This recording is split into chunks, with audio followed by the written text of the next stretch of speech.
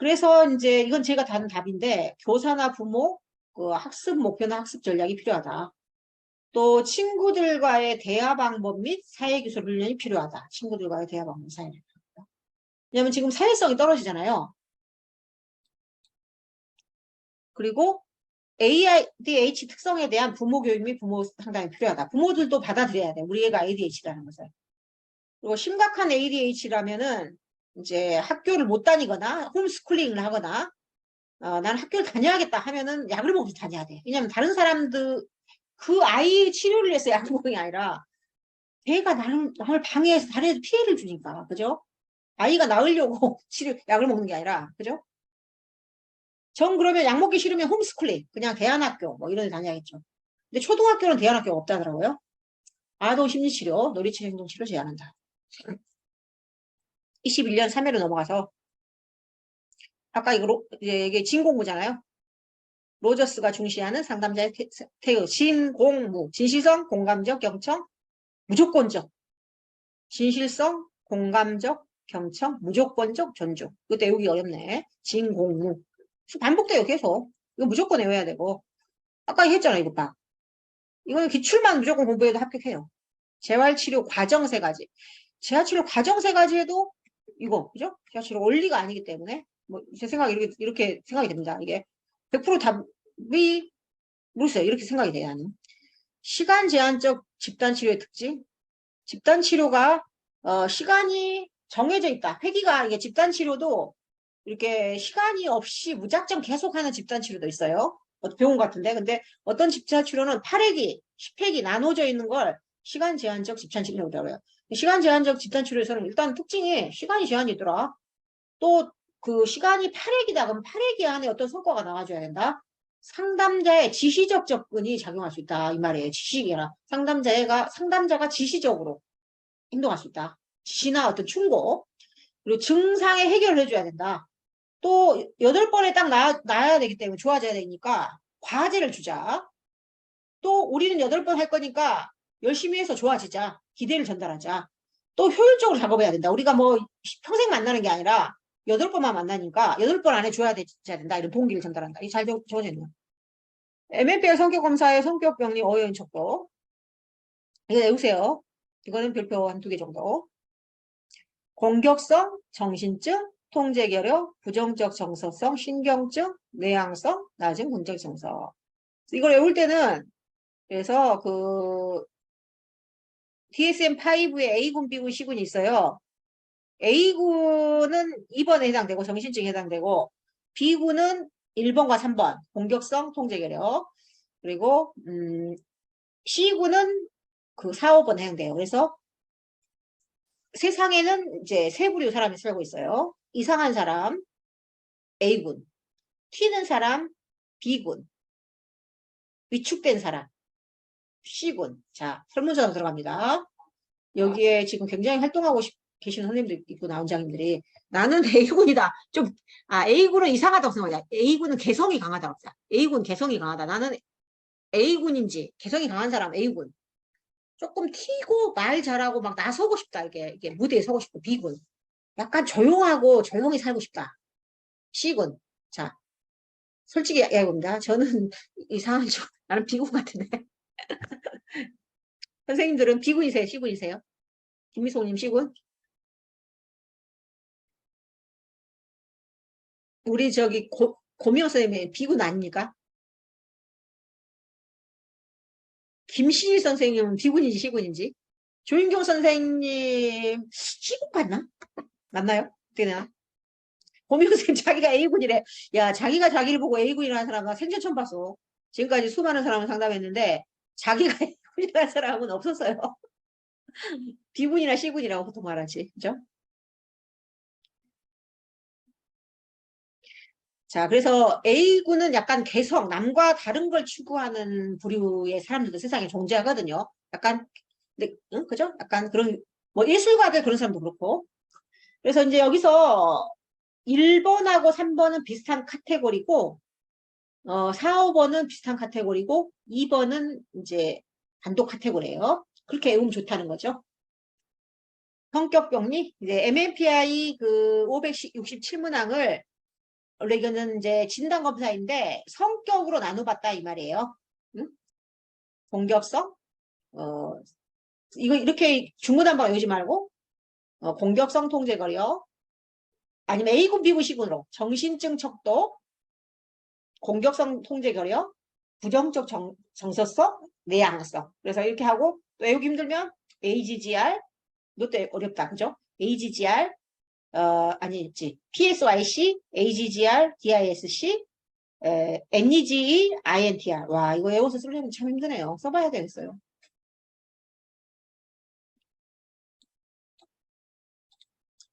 아동의 심리치료, 아까 놀이치료의 치료 효과였으면 이제 아동의 심리치료 특징. 아이들은 어른과 달리 어떤 특징이 있느냐. 성격이 발달하는 과정이 있어요. 아이들은 지금 발달이 완성된 게 아니에요. 발달 과정 중에 있기 때문에 정상 발달과 비정상 발달, 병리적 발달을 구분해야 된다. 부모들이 우리 애가 이상하다고 해도 학교 가기 싫어하고 그래요. 그래도 이제 그때는 또 학교에 대한 두려움을 갖는 그런 분리불안을 겪을 수가 있거든요. 그래서 그걸 우리가 알고 있어야 정상인지 이상인지 보호자한테 말해줄 수 있다는 거예요. 다 뭐 이상하게 봐버리면 안 된다는 거예요. 또 아이들은 스스로 상담센터로 올 수가 없어요. 보호자들이 다 결정을 해야 되거든요. 의존적 관계에 있다는 거예요. 의존적. 의존적 상태로 현실을 객관적으로 파악하기 어렵고 자발적인 치료 동의를 받기 어렵다. 다 보호자가 내려와요. 또 대화 위주로 하면 안 돼요. 아이들은 놀이, 미술, 보드게임. 그래서 보드게임 상담사 뭐 그런 것도 있어요. 놀이치료, 미술, 뭐 게임 상담 이런 거잖아요. 무슨 댕각 게임이라든가 뭐 이런 것들 있잖아요. 그런 걸 많이 하거든요. 아이들은 대화로 하면 애들이 안 와버려요. 안 나오면은 나도 뭐 프리랜서 활동 못하고 그 상담센터 망하는 거예요. 그래서 보호자의 역할, 아이들은 이제 엄마 아빠가 바뀌어줘야 돼요. 아무리 상담사가 백날 노력해봤자 부모가 안 바뀌면 안 바뀌어요. 또 교사들도. 그래서 내가 보니까 성인들이 오히려 상담을 심플하더라고요. 성인들은 그 사람 한 사람만 상대하면 돼요. 별로 영향을 안 받아. 근데 청소년들은 부모님 영향 받지. 학교 선생님, 친구들. 상담이 효과적, 단기간에 안 끝나더라고요. 또 뭐 이게 나를 자꾸 불러내는 아이들도 있고 막, 그죠? 청소년들이 제일 힘든 것 같아요. 그래서 아이들은 또 이제 비밀 보장 의무가 적용되지 않아요. 부모나 이제 법정 후견인에게는 이제 선생님한테는 이제 허락받고 해야겠군요. 부모나 법정 후견인에게는 말한다는 거예요. 아이가 뭐 상담 시간에 엄마를 뭐 때리고 싶다 했다 뭐 이런 이야기를 한다는 거죠. 자문 순서 이런 것은 왜 나왔는지 모르겠네요. 그죠? 아까 이제 그 서울시청에서 나에게 어떤 자문을 한다. 서울시청 공무원 정신건강검사를 하고 싶다. 뭐가 좋냐? 먼저 질문을 이해해야 된다. 이런 것은 꼭 외워서 하는 게 아니에요. 질문을 이해했으면 평가를 하자. 심리검사 과정이나 이런 걸 떠올리면 돼요. 평가를 하자. 그래서 이제 평가를 한 다음에는 이제 중재를 하자. 평가를 뭐 서울시청 공무원 정신건강을 내가 조사해달라 했다면은 먼저 질문을 이해하고 평가를 하자. 평가를 했으면 중재를 하자. 중재를 했으면 종결을 하자. 그 다음에 마지막은 추적조사. 잘 지내고 있는지, 그죠? 그걸 팔로우업이라고 해요. 그래서 1번하고 5번만 외우면 질문에 이후에 추적조사만 외우면 가운데는 평중종이네요. 아, 외우고 싶네. 평중종. 검사하고 중재하고 종결. 또 종결도 당연히 종결을 하잖아요. 장문이 종결을 안 할 수가 있나. 끝이 종결이면 2개만 하면 되네. 평중. 그죠? 평중만 외우면 돼요. 평중. 이게 또 시험 잘 나와요. 별표 3개. 해석 기법과 초기, 중기, 후기 해석 기법. 이게 좀 어렵네. 이게 복원이라서 저도 이제 뭐 변명일 수도 있지만 뭐 그럴 수가 있어요. 이게 실제 문제가 아니고 복원이라는 거예요. 해석의 기법과 초기, 후기, 중기 해석 기법 한번 봅시다. 해석은 상담자가 내담자의 무의식적인 부분까지 이해하여 의미를 파악하고 설명해 줌으로써 내담자의 자기 이해와 수용을 도와 부정적 자아상이나 비현실적 사고방식에서 비롯된 부정적 증상을 해결하는 데 도움을 주는다. 해석의 기법. 먼저 분리된 진술, 문제, 사건 간의 연결을 형성한 해석, 행동 및 감정에서 드러나는 핵심 주제나 패턴을 지적하는 해석, 방어, 저항, 전이 해석, 현재 사건이나 경험, 느낌을 과거와 관련시키는 해석, 감정, 행동, 문제에 대한 새로운 틀을 제공하는 해석. 해석은 새로운 틀을 제공해 주는 것이거든요. 새로운 뉴가 핵심이에요. 뉴. 새로운 방식으로 새롭게 그죠? 생각해 보도록 틀을 제공해 주는 것이다. 초기에는 이제 이것은 이제 어디 책에 나온 문제로 그대로 베낀 거예요. 초기에는 이제 감정의 반영 및 계속 이 문제가 이렇게 나와요. 감정의 반영 및 라포, 중기에는 명료와 직면, 후기에는 구체적 해석, 해석 부인의 대처, 해석 확장. 시험 문제 좀 어렵다 이거 그죠? 앨리스 비함적 신념 별표 이것도 한 뭐 2개 정도.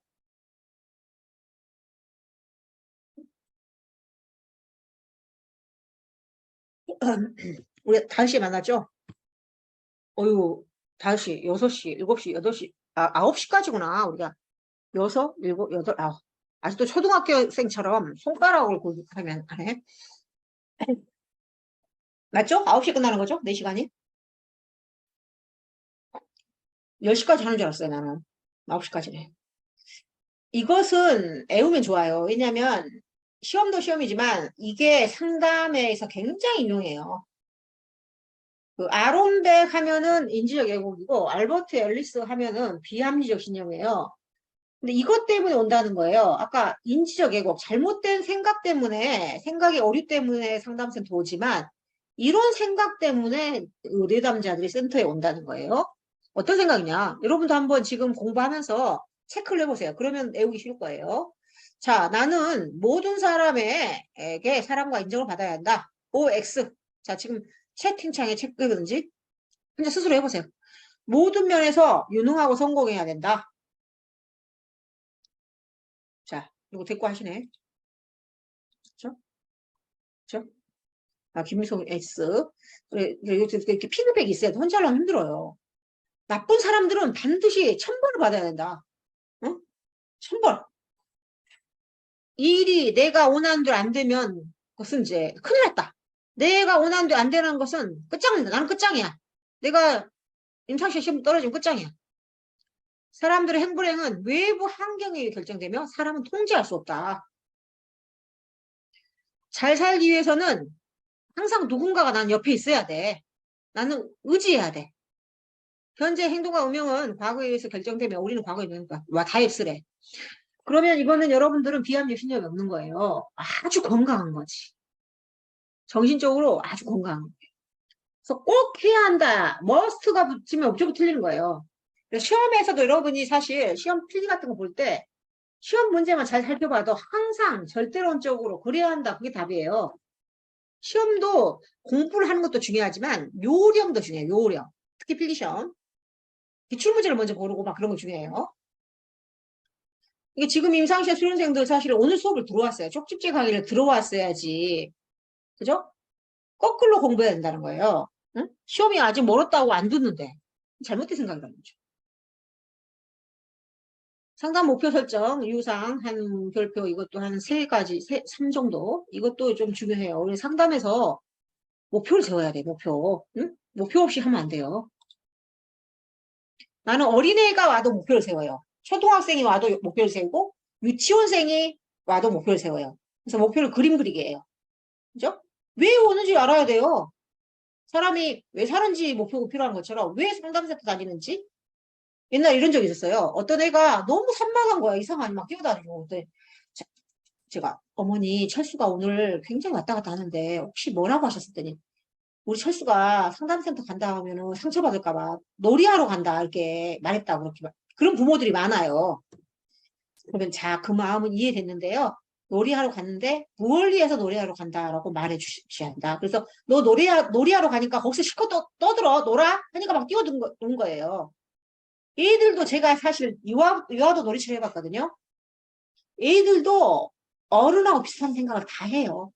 단지 좀 더 단어나 어떤 깊이에서 차이가 있지. 아이들도 죽으면 어떻게 될까 그런 고민을 하고 어떻게 살 것인가 그런 거 다 고민해요. 제가 놀이치료 했었는데 애들이 더 잘 알아들어요. 어른들은 말을 길게 해야 돼. 아이들은 한 번 말하면 그렇지. 바로 눈빛을 보고 개나 고양이도 이게 주인의 눈빛을 보면서 심리를 읽잖아요. 얘들은 딱 상담사의 눈빛을 보고 딱 알아들어요. 그래서 목표를 꼭 정해야 된다.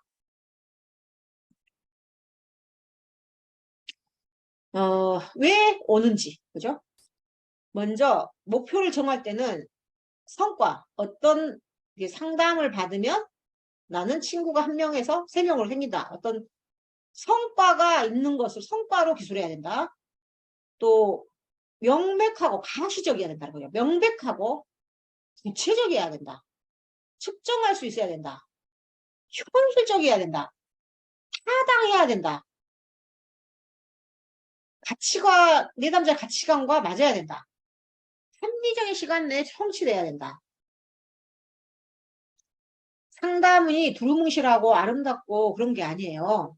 상담은 저 멀리 보이는 아름다운 시골 풍경이 아니에요.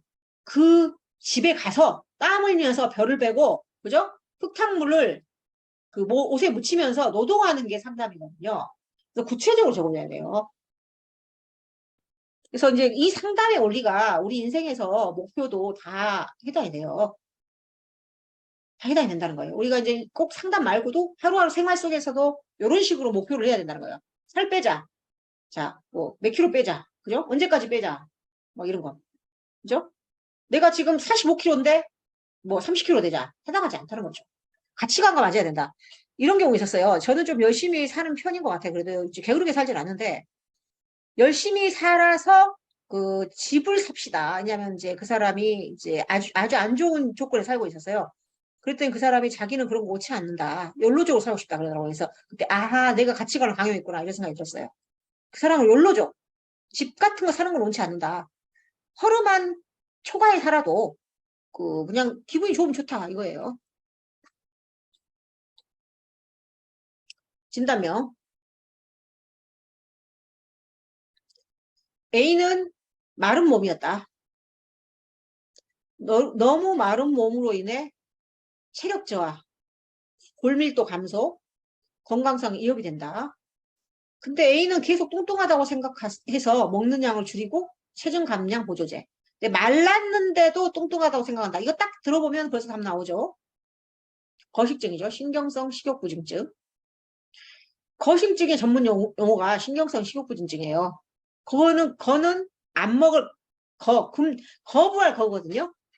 그래서 살찔까봐 거부한다는 거예요. 그래서 그걸 아노락시아 너버스라고 그래요. 신경성 식욕부진증. 이것은 시험 문제 좀 나올 것 같아요. 요즘 하도 다이어트에 그게 꽂혀 있기 때문에 이런 문제들은 나올 가능성이 있는 것 같아요.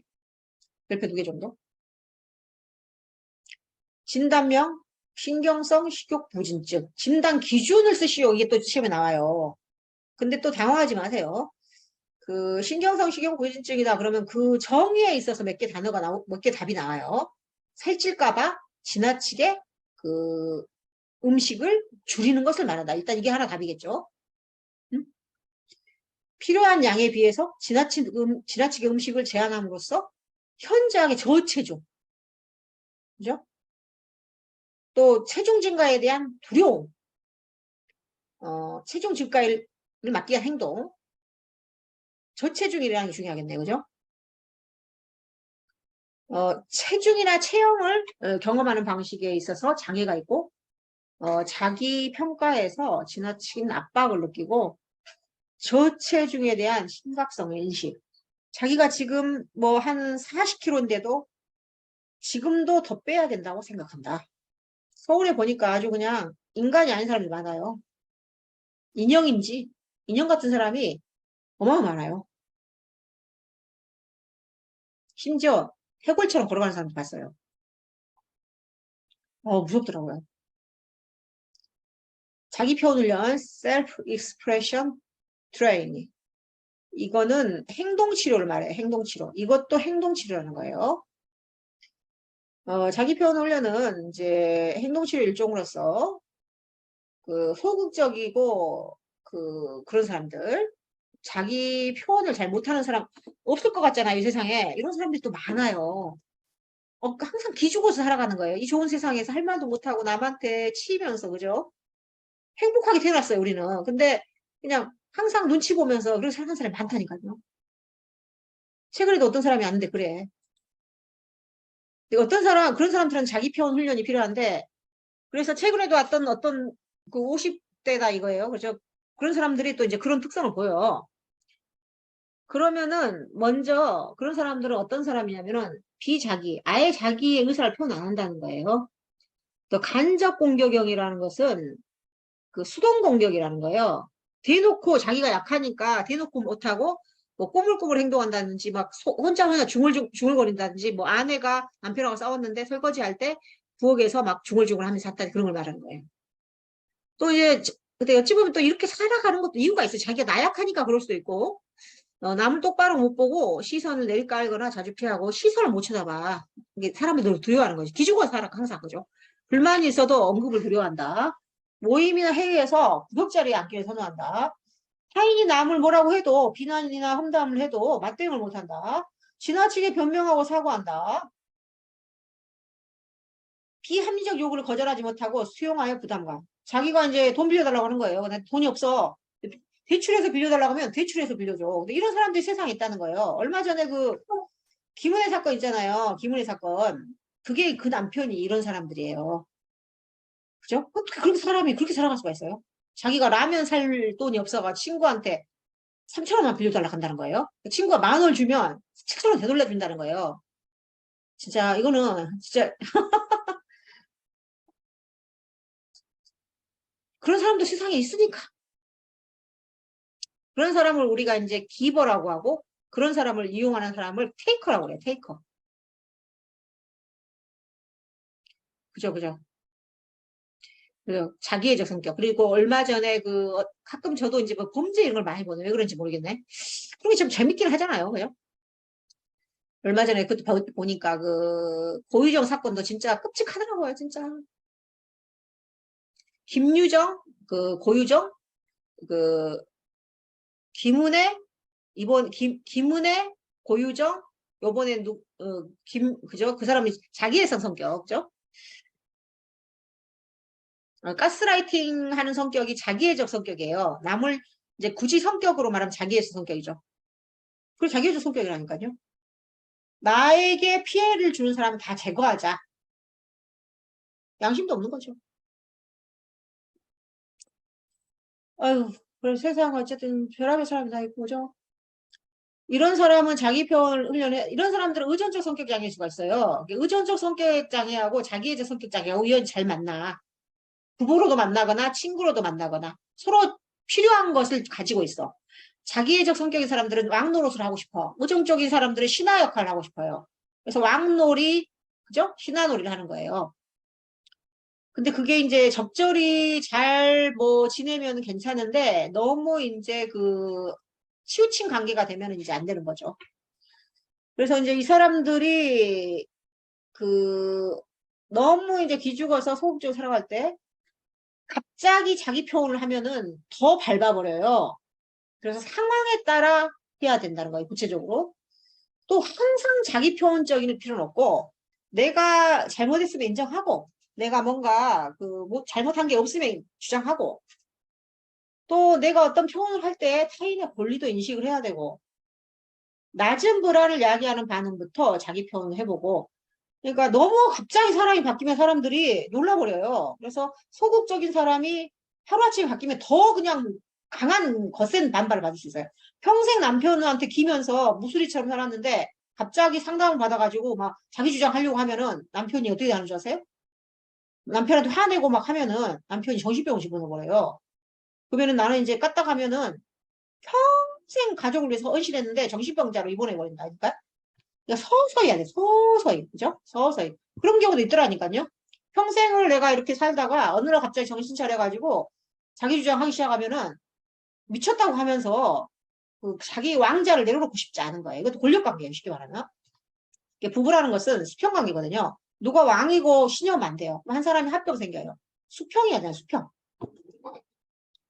자, 정신질환을 지닌 환자나 내담자를 상담할 때 라포의 의미와 라포를 형성하는 방법. 정신질환 지닌 사람이다 그러면은 이제 망상장애라든지 뭐 이런 사람들이겠죠. 조현병이라든가. 이게 좀 심각한 사람 보죠. 어, 그래서 라포의 의미와 라포를 형성하는 방법. 이런 문제는 또 나오지 않을 것 같습니다만은. 좀 기네요. 핵심은 뭐냐면, 일단 조현병이나 망상장애 환자 할지라도 라포를 형성해야 한다는 거예요. 특히 이제 그런 사람들은 라포 형성이 중요하다는 거예요. 역시 그 사람도 인간이라는 거예요. 그런 마음을, 저 사람도 인간이야. 나와 똑같은 그런 어떤 휴머니즘적인 사실을 가져야 되고, 이게 우리가 정신질환자와 정상인은 한 끗 차이예요. 그래서 저 사람도 나와 비슷한, 제 사람은 정신병자고 나는 상담사에 생각할 게 아니라 저 사람도 어떤 계기로 그렇게 됐을 뿐이지, 인간이지, 이런 마음, 측은지심을 가져야 한다는 거예요. 일단 저 사람도 인간이다. 그게 이제 로저스의 상담자의 세 가지 태도, 무조건적 존중이죠. 그죠? 그리고 이제 망상과 환각이 라포라는 게 이제 결국은 진공무, 진실성, 공감적 경청, 무조건적 존중을 했을 때 라포가 형성되는 거예요. 이게 진공무를 써줘도 돼. 그죠? 정신질환자 할지라도 로저스의 상담자의 세 가지 태도를, 그러니까 정신질환자는 다른 게 아니다 이거예요. 정신질환자 해도 로저스의 진공무적인 태도를 취하자. 이렇게 써주면 되겠네요. 그리고 이제 특히 이제 정신질환자는 일반 우울증 이런 사람보다 망상이나 환각이 있을 수 있기 때문에 말 조심, 표정 조심, 말 행동 거지를 조심해야 돼요. 그리고 처음에는 어떤 충고를 하거나 말을 하기보다는 주로 들어야 돼. 주로. 그게 아주 편안한 미소를 지면서, 네, 막 어떤 말을 해도 우리 아내가 지금 바람 피운다니까요. 막 이런 말 해도, 네, 네, 그래서 들어줘 그냥. 뭐가 바람 피워요 한 게 아니라 그냥 무조건 들어준다는 거죠. 또 한청이 든다 이거. 한청이 든다. 그리고 좀 한청이 들릴 수 있죠. 사람도 살다 보면 어느 순간에 잠을 못 자면 한청이 들릴 수가 있다는 식으로 막 들어줘 계속. 그래서 충분히 이제 말을 함으로써 이제 그 사람이 어떤 문제가 있는지를 상담사는 파악할 수가 있는 거죠. 그리고 라포를 형성하는 방법, 이제 정신질환자, 왜냐면 상담센터에도 이런 사람들이 온단 말이에요. 망상장애 환자라든가 조현병 환자들 온단 말이에요. 그러면 지금 처음으로 이렇게 여긴 정신과인데 상담센터에 왔는데 기분이 어떠세요? 이런데 처음 왔어요. 기분 어떠세요? 물어본다는 거죠. 그리고 막 진단하려고 막 하기보다는 나는 당신을 이해하고 싶다. 나는 지금 이 순간 그냥 이해에 초점을 두자는 거죠. 왜냐면 이제 속도가 느려요. 이제 이미 목표를 가지고 난 성격을 바꾸고 싶다, 뭐 강박증을 바꾸고 싶다. 그런 사람들은 빠르게 진행되지만 그 사람들은 그게 일단은 라포 형성이 중요하기 때문에 충분히 이해해 주는 것에 관계 형성에 더 초점을 둬야 한다는 거죠. 그리고 환자가 망상이나 환청 같은 거 이야기하면은 그 이야기를 이제 계속 하기보다는 환경적 문제, 누구시 지금 뭐 이렇게 거처는 있으시냐, 어디에서 이사 왔다던데, 뭐 지방에서 왔다던데 어디 거처는 있으냐 하면서 이제 그런 것들, 뭐 밥은 해 드시냐, 뭐 이렇게 친척은 옆에 있냐 이런 걸 물어본 다음에 그 다음에 내적인 문제. 자, 본인 내면에서 들리는 목소리는 뭐냐 이게 물어본다든지 어떤 생각이 주로 드냐 이런 식으로 넘어간다는 거죠. 충분히 먼저 들어봐야 돼요. 또 이제 나쁜 점만, 안 좋은 점만 신경 쓸 게 아니라 건강한 부분, 잠재력, 좋은 점도 있다는 거예요. 그래서 내가 보면은 이렇게 상담센터 다니다 보면은 사람들이 먼저 이제 상담센터에 안 좋은 걸 이야기하거든요. 제가요, 뭐, 남편한테 얻어맞고요, 뭐, 그죠? 맨날 우울하고요, 뭐, 그죠? 자존감도 약하고요. 다 그래. 근데 의외로 있잖아요. 재밌는 사실 알려드릴까요? 이렇게 힘들다고 정신적으로 말하는 사람들이 의외로 있잖아요. 재테크는 잘하는 경우가 많더라고요. 그래서 그 사람들은 아예 돈을 안 써. 왜냐하면 자기가 항상 인생에 대해서 위기에 대비하기 위해서 돈을 안 쓰거나 주식 투자 같은 걸 하거나 그런 경우가 꽤 있더라고. 상담센터에서는 안 좋은 이야기를 많이 한단 말이에요. 근데 알게 모르게 또 부동산이 많이 있다든가 뭐 통장을 뭐 이렇게 많이 이렇게 재테크를 했다든 그런 경우가 의외로 있더라고요. 이게 사람이 그 다다뽕은 아니다라는 거죠. 다다뽕. 그죠? 현실 감각도 어떤 재테크 이런 걸 잘할 수도 있다는 거예요. 은근히 그런 걸 많이 만났어요, 내가. 자기가 막 우울증 걸렸다고 하는데 알고 보니까 주식 투자로 해서 뭐 이렇게 막 노후 대피해놨고 이런 사람도 있어요. 재밌죠? 다섯째, 환자의 어려움을 수용할 때도 다 나쁜 건 아니라는 거예요. 그래서 이제 해결 중심 이런 상담에서는 이제 긍정적인 부분을 많이 중시를 하잖아요. 문제보다는. 그래서 이제 다 장점이 있다는 거죠. ADH 아동에게 개입할 때 행동치료기법. 이건 나올 수가 있어요. 이 문제는 별표 3개 정도. 행동치료는 이제 진도 과정에 들어있기 때문에 나올 수가 있어요. 산만한 아이들은 어떻게 할 것이냐. 학교에서 뛰어다녀. 초등학교 3학년인데 수업 시간에도 막 뛰어다니고. 그러면 타임아웃이라는 건 뭐냐면 어렸을 때 이제 말썽 부리는 애들은 복도에 손 들고 있게 하잖아요. 그걸 이제 타임아웃이라고 해요. 부적 처벌. 그죠? 손을 들게 함으로써 그 처벌을 하는 거죠. 부정적인 것을 첨가하는 거죠. 그죠? 이게 좁은 공간에서 있어라. 뭐 생각하는 의자에 있어라. 복도에 손 들고 있어라. 그런 거예요. 그래서 선생님들 그걸 알아서 쓴 거죠. 토큰경제, 토큰 이코노미, 한표 이용법 같은 말. 바람직한 행동에 대해서는 보상을 주고 나중에 어떤 그것과 교환할 수 있도록 뭐 간식하고 교환할 수 있다든지 뭐 과잉 교정이 뭐냐면은 오버크랙션이라고 해서 너무 행동이 심해 산만하고 막 의자로 친구를 때리려고 한다지 그러면은 대인이 아니라 대한 행동도 없을 때는 효과적인 뭐 줄 것도 칭찬해 줄 것도 없을 때는 이리 와봐 너 이리 와봐 그래가지고 아까 너 어떤 상황에서 그 상황에서 이렇게 재구성 해가지고 너 지금 친구들 앞에 사과해 뭐 이렇게 한다는 거예요.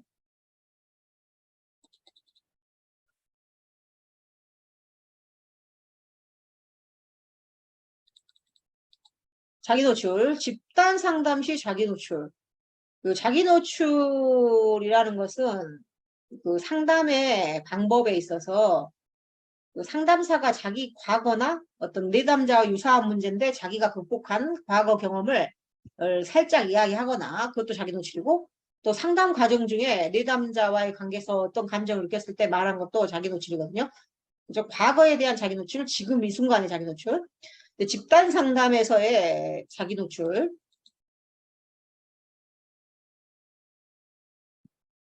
집단 상담에서의 노출은 뭐냐면은 자기 비밀 같은 거, 자기 속마음을 이야기하는 거예요.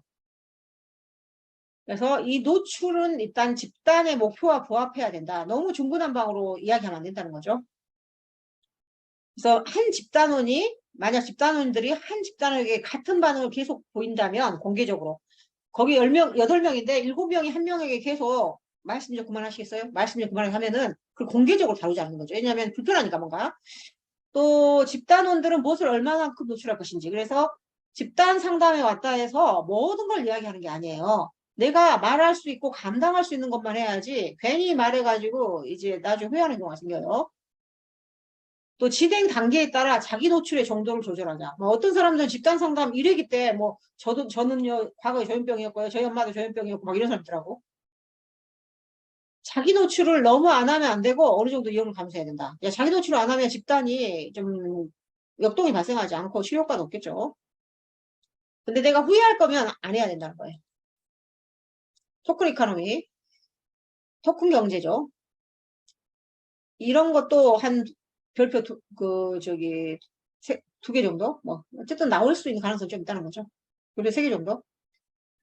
토큰은 원하는 다양한 물건으로 교환이 가능하다. 이걸 또 이제 조현병 환자로 연결시킬 수가 있어요.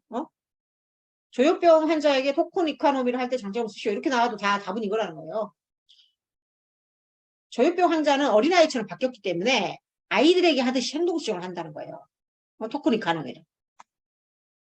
토큰은 원하는 다양한 물건으로 교환이 가능하다. 조현병 환자, 정신과 병원에서 조현병 환자들이 위생관리를 안 한단 말이에요. 그래서 매일 아침에 밥을 먹고 이를 닦으면은 그 빨간 그 딱지 같은 걸 주는 거예요. 빨간 무슨 딱지. 그래서 이제 이를 닦은 즉시 빨간 딱지를 주는 거예요. 근데 이제 만약에 빨간 딱지를 주지 않고 조현병 환자들이 의외로 병원에서 담배를 피우기를 원하거든요. 그러면 자기가 이 닦았다고 하면서 인간은 이라고 하고 동물은 이빨이에요. 이를 닦았다고 하면서 서로 담배를 달라고 하면서 접수대가 마비돼 버린다는 거예요. 그럼 포화현상을 마비할 수 있고 그냥 빨간 딱지를 딱 주면은 포화되지 않는다는 거죠. 그리고 또 다 담배 달라고 하면 담배를 줄 수가 없잖아요. 담배가 무한적인 것도 아니고.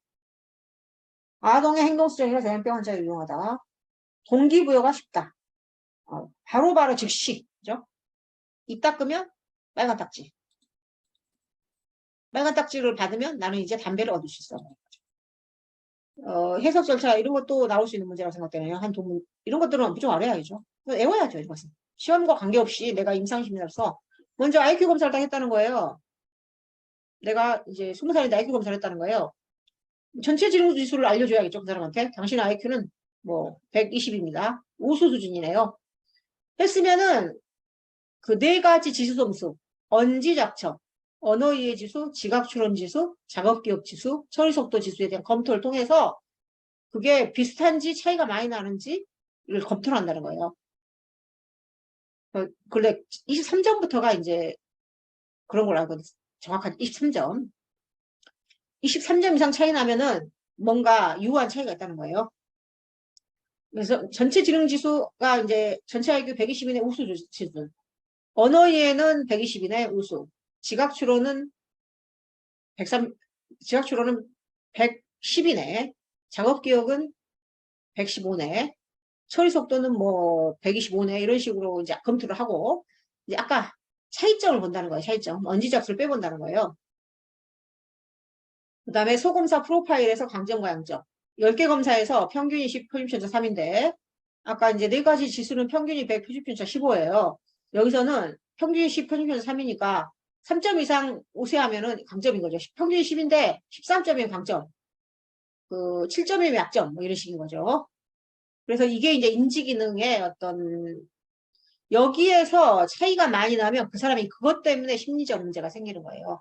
뭔가 에러를 발생시켜. 어떤 사람이 말은 잘하는데 손놀림은 완전 말은 평균 수준이에요. 응? 어휘 문제 같은 것은 10이에요. 근데 토막자기는 5점이에요. 거기 그럼 지적장애예요. 그러면 그 사람은 말은 좀 하지만 친구들하고 놀 때 전응과 같은 지적장애 수준으로 보이기 때문에 사회성이 그것 때문에 문제가 되는 거예요. 그러면 엄마한테, 보호자한테 철수는 말은 잘하지만 동작성, 지각추론 지수가 지적장애 수준이라서 친구들의 놀이에 끼어들지 못하기 때문에 그 지각추론을 강화할 수 있는 뭐 그런 방과 후 교실에 보내십시오. 이렇게 컨설팅이 들어가는 거죠. 과정 점수라는 것은 뭐냐면은 이제 신경심리학적 접근으로서 그 검사 과정 중에 했던 말이라든가 행동이라든가 뭐 이런 것들을 분석하는 거예요. 그 다음에 MMPI 1331 이런 식으로 1331이 하겠는데 3번이 더 높을 때 해서 한번 꽈버렸어요. 점점 시험이 이렇게 나오는 거예요. 이 3번 코드 별표, 이 3번은 어떤 식으로 응용이 계속 돼요. 이 3번이 이상한 척도거든요. 3번이 긍정과 부정이 다 섞여 있어요. 그래서 계속 응용이 돼요. 아주 꼬아버려.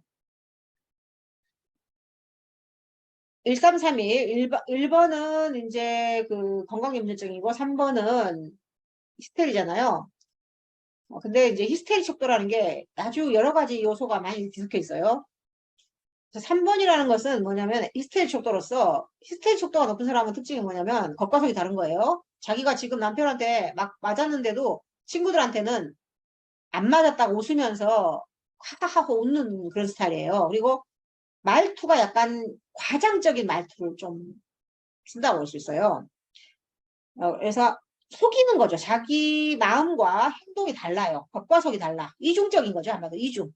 한마디로 여자들로 말하면은 여자들이 저기 남자한테 마음 속이고 오늘 뭐라고 하지? 뭐라고 하는데 그런 스타일이죠. 한마디로. 이런 사람들은 3번이 높으면 낙관적, 낙천적.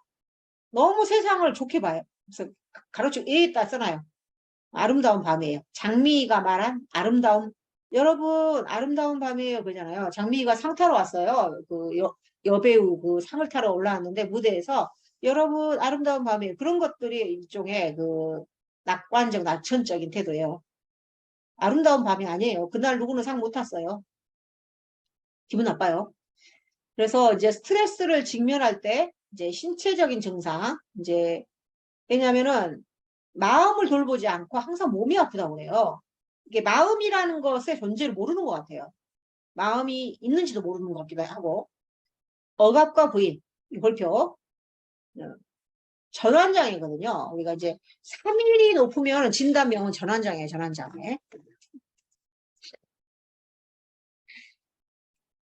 억압이라는 것은 잊어버리자, 부인이라는 건 없는 것으로 치자. 그러니까 한마디로 속이는 거죠. 극단적으로 방어적이며 정상적인 사람. 그래서 마음은 안 들여다봐요. 몸이 아프다 항상. 지능검사가 종합심리평가에서 자주 사용되는 이유, 지능을 알 수 있어서, 인지적 특성을 알 수 있어서, 가로치고 강점 및 약점, 진단을 알 수 있어서, 신경심리검사를 활용 가능하며 뇌손상 여부 및 인지손상을 알 수 있어서, 치료 계획 및 합리적 목표를 수립할 수 있어서, 보고서에 포함될 내용, 이런 것은 시험에 이제 별표 한 두 개 정도 나올 수 있는 문제죠. 임상심리사는 보고서를 쓰니까. 일단 인적사항을 써야겠죠. 누가 이제 한 뭐 20살짜리가 누가 이제 그 우울증을 왔다. 그럼 인적사항. 이름, 뭐 김철수. 그죠? 나이, 만 20세. 학력, 뭐 전문대졸. 그죠? 검사 실시일 2023년 7월 9일. 의뢰사유. 갑자기 우울하다고 하면서 학교에 안 가려고 한다. 시험도 안 쳐보냈다.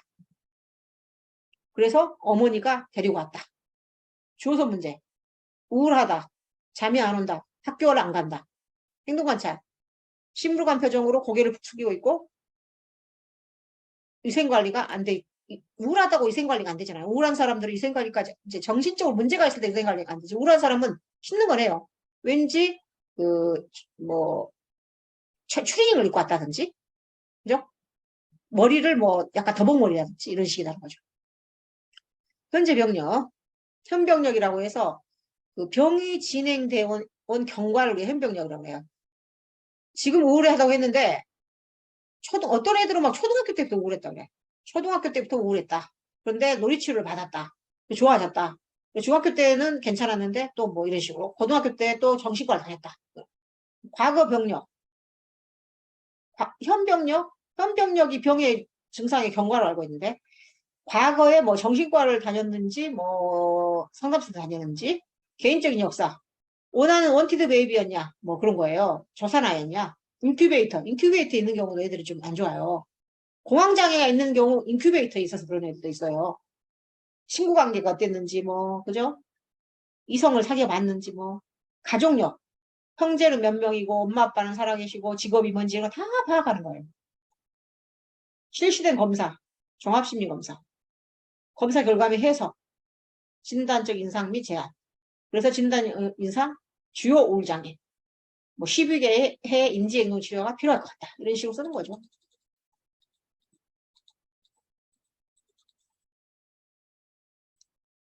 다음에 제시된 아동의 사례를 읽고 인지행동 정서적인 측면에서 자문 및 조언.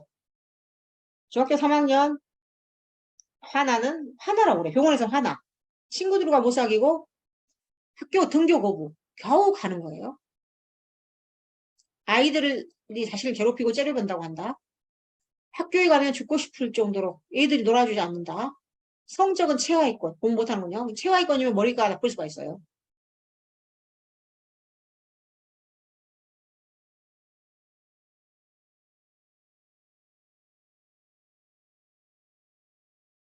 발음이 조금 부정확하군요.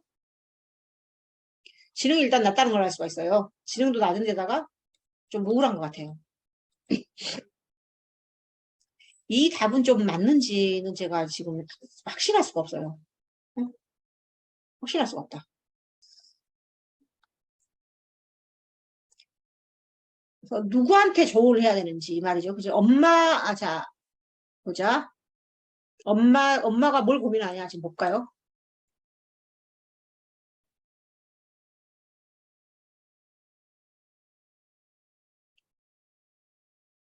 엄마는 지나가지 못할 정도 심각한 수준인지 왕따는 어떻게 해야 되는지 이런 걸 무사했다. 교재마다 답이 다르더라고.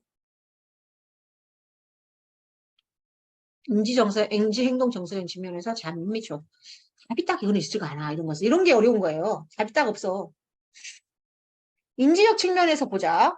일단 여기에는 이렇게 돼 있는데 엄마가 지금 궁금해하는 것은 학교를 갈 수 있는지, 왕따 문제는 어떻게 해야 되는지, 어떻게 키워야 되는지, 고교 진학 문제, 왕따 문제, 또 양육 문제 이런 걸 물어봤군요. 이것은 쭉 보자. 일단 인지적 개입은 인지적 개입을 알려주고 자동사고 중간면 핵심 믿음 파악을 한다.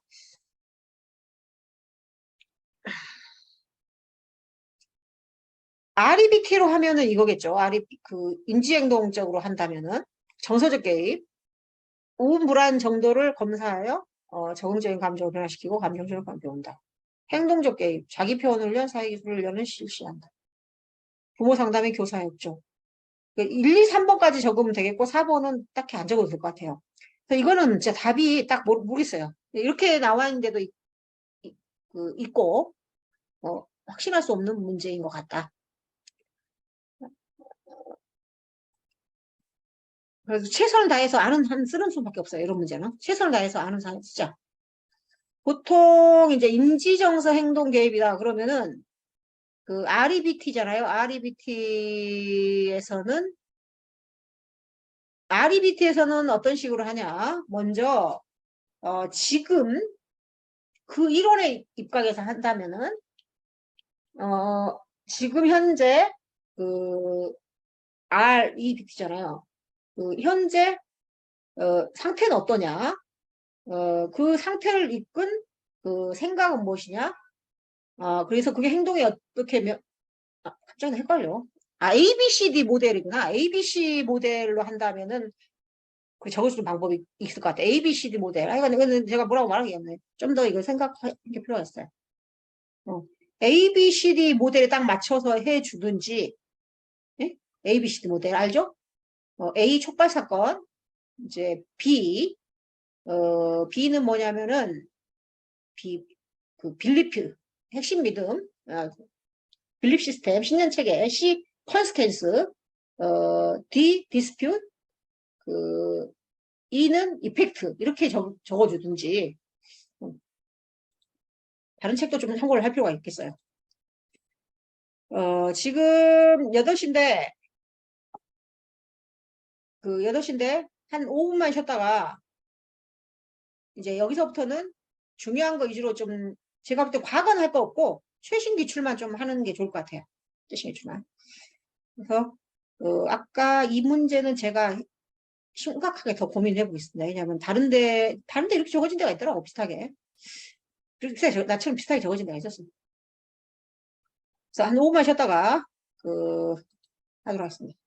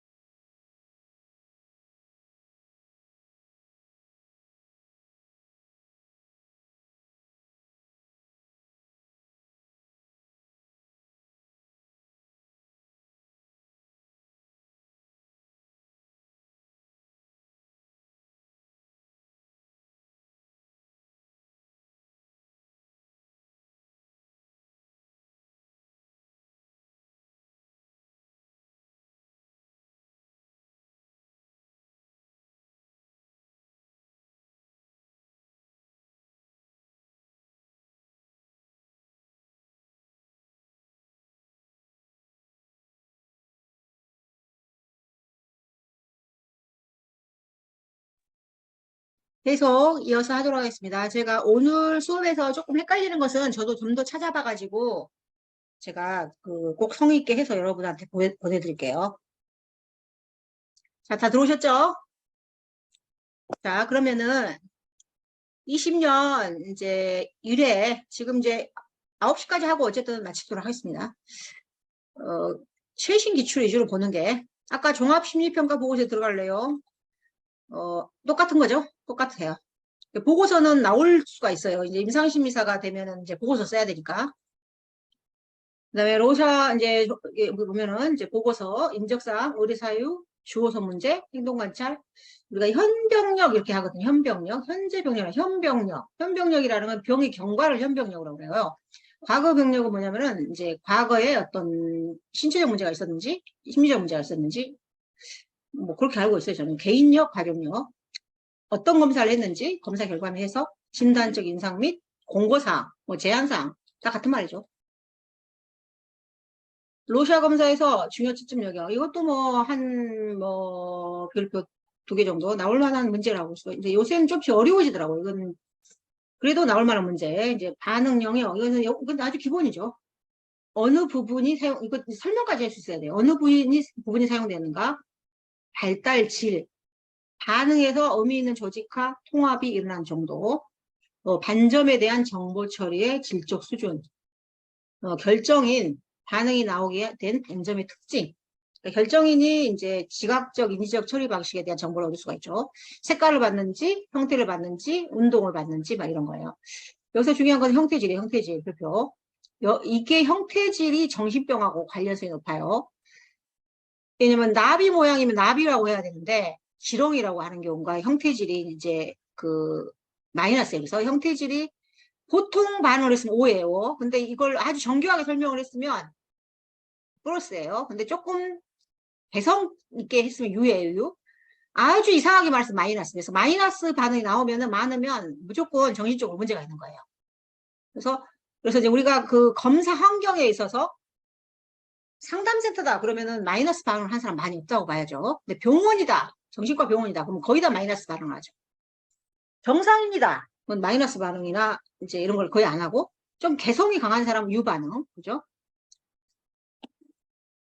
얼마나 그 잉크 반점의 특징에 근거해서 대답했느냐. 그래서 지각적 정확성, 현실 검증력. 그래서 형태질 시험에 나온 적 있어요. 형태질 3가지를 쓰시오. 그럼 플러스 5, 6 이렇게 쓰면 3점. 그죠? 그렇게 써줘도 될 것 같아요. 굳이 이거 용어를 안 써도. 반응 내용은 어떤 내용을 지각했는가? 동물을 받는가? 인간을 받는가? 풍경을 받는가? 평경 반응. 파퓰러 리스판스라고 해서 그 일반적이고 상식적인 방식으로 세상을 볼 수 있는가? 관습적인 방식으로 남이 보는 식으로 볼 수 있는가? 그래서 평범 반응이 너무 안 나와도 조금 이 사람이 독특한 사람이라고 볼 수가 있어요. 쌍반응은 뭐냐면은 뒤층적으로 지각해서 이제 2개를 받는가? 2마리, 뭐 2사람, 또 개, 들, 복수로 말하면 또 쌍반응이에요. 쌍반응을 많이 할수록 자기중심적이에요. 자기애랑 관련있죠. 자기애랑. 조직의 활동은 뭐냐면은 그 반점에 사용된 후속 연소들을 연관시킨 정도. 인지적 활동의 수준. 그래서 아까 뭐 2번하고 8번이 약간 헷갈리는데 8번은 전체 반응, W 반응에서만 나와요. 계산해요. 특수점수, 스페셜 스코어, 특수점수 별표. 요게 시험에 나올 확률이 조금 있어요. 왜냐하면은 이게 어려워요. 그래서 이제 2급도 점점 어려워지다 보니까 이제 지금까지는 특수 점수에서 특수 내용을 쓰시오 요 정도예요. 근데 또 물을 일이에요. 특수 점수를 뭐 전체를 쓰라고 할 수도 있기 때문에 그래서 특수 점수 별표 이게 시험에 어렵게 낸 다음에 여기서 어렵게 된다는 거예요. 지금까지 형태질에 있어서 원래 이렇게 이제 채점 영역을 쓰시오 이게 이제 시험 문제였는데 형태질이 시험에 나왔어요. 형태질 종류 3가지 쓰시오. 그 다음에 나올 것은 특수 점수에서도 나오고 있고 이제 더 어려워질 수가 있다. 여기서 별표 여기서 2급에서는 특수 점수를 잘 공부해 놓자. 적중예사 문제입니다. 적중예사. 대입 기술. 이제 말로 해야 돼 뭔가. 아까 그 이야기예요. 문제를 꽈. 돼지인데 이제 사슴이래 사슴. 출제 위원들도 좀 성의 있게 안 내나 봐. 그죠? 출제비 좀 받고, 그죠? 몇 푼 바꿔서 내나 봐, 그냥. 돼지인데 이제 사슴이래. 똑같이 내버리면 안 되니까. 그래서 명료화 반응은 뭐냐? 뭔 말이야? 내담 상담자의 반응을 제시된 개입 기술을 사용하여 쓰시오. 어젯밤에 잠에서 깨가지고 식은땀이 줄줄 흘렀어요. 그러면은 어, 이게 답인데?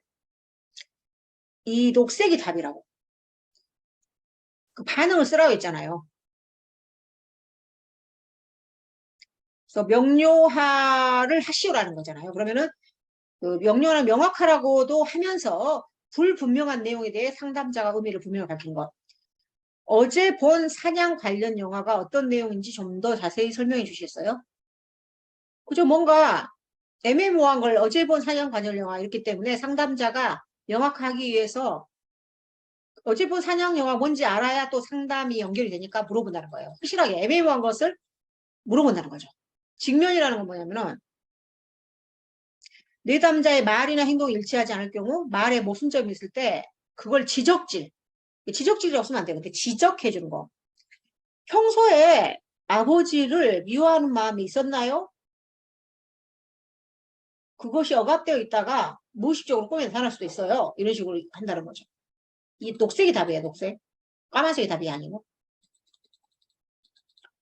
A군의 행동이 윤리적으로 타당한지 여부를 윤리문제가 이렇게 나오는 거죠. 그에 대한 이유. 대학원생인 A군은 여러분이 대학원생 A군이라고 생각해봐요. 자기가 무슨 아주 독특한 치료 기법을 뭐 사회공포, 사회불안장애에 대한 독특한 치료 기법을 개발을 했어요. 논문을 쓰려고 그래요. 근데 마침 자기가 호감을 갖고 있는 좀 사귀고 싶은 여학생이 자기가 상담센터에서 실습을 하는데 왔다는 거예요. 그래서 나는 자기 철수인데 난 민지를 내가 상담하겠어요. 이렇게 했다는 거예요. 민지랑 같은 시간을 보내고 싶어가지고. 그러면 이게 윤리적으로 이제 타당하지 않다. 왜냐하면 다중관계를 위반했다는 거예요. 그죠? 내담자이면서 흠모하는 여학생이라는 거예요. 여친 관계 같은 거죠.